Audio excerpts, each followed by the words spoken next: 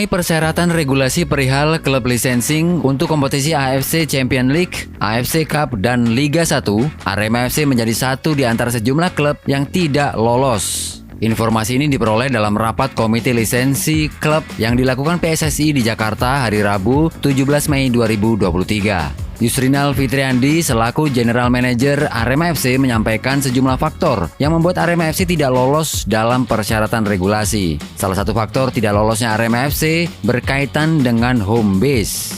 Yusrinal mengatakan, kenapa Arema tidak lolos klub lisensi? Karena memang Arema tidak memasukkan stadion home base. Mengingat waktu itu pasca kejadian Kanjuruhan, Arema FC kena hukuman untuk tidak boleh menggunakan stadion Kanjuruhan. Meskipun Arema FC memasukkan stadion Kanjuruhan, nantinya pun juga dinilai tidak ideal. Sebab pasca tragedi Kanjuruhan itu, stadion Kanjuruhan yang terletak di Kabupaten Malang ini masih mangkrak. Namun dalam pendaftaran klub licensing berikutnya, Arema FC berencana mendaftarkan stadion Gajayana sebagai home base dan berupaya untuk menjadikan stadion Gajayana sebagai home base musim depan. Inal mengatakan, meski tidak lolos klub licensing, Arema FC tetap bisa bermain di kompetisi Liga 1 musim 2023-2024.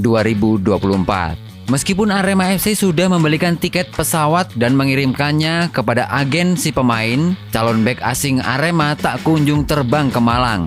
Kemungkinan besar pemain asing yang dimaksud adalah Ichaka Diarra, sosok stopper asal Mali ini yang belakangan namanya dirumorkan bergabung bersama Arema. Wibi Andreas, manajer tim Arema, membocorkan bahwa calon bek asing Arema memang berasal dari Afrika. Menurutnya, si pemain asing incaran Arema ini dijadwalkan terbang ke Malang sejak 13 Mei lalu. Artinya 14 Mei harusnya si pemain sudah menjalani tes medis dan segera teken kontrak. Wibi mengatakan keterlambatan kedatangan calon bek asingnya ke Malang ini membuat pelatih Arema gusar. Sebab efeknya membuat persiapan tim yang sudah ditata menjadi berubah karena pelatih harus mengubah program. Tim pelatih menargetkan akhir Mei skuad Arema sudah lengkap termasuk pemain asing. Sebab pada bulan Juni mereka punya agenda menjalani pemusatan latihan dan uji coba.